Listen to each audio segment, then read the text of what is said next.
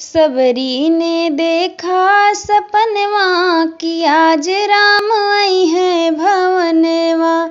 सबरी ने देखा सपनवा कि आज राम आई है भवनवा। खट्टे मीठे बेर सबरी बिनी चुनी लावे। खट्टे मीठे बेर सबरी बिनी चुनी लावे। इह मोरे राम के भोजनवा कि आज राम आई है आंगनवा।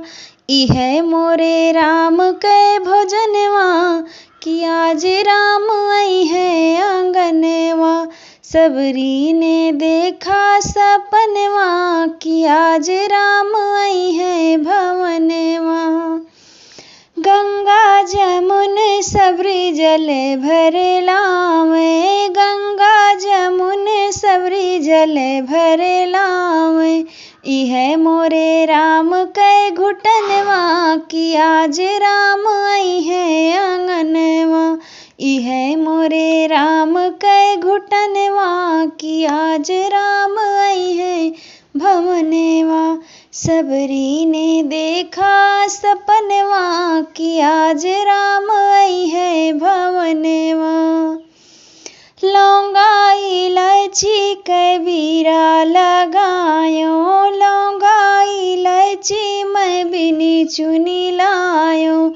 इह मोरे राम के रुचनवा कि आज राम आई है भवनवा।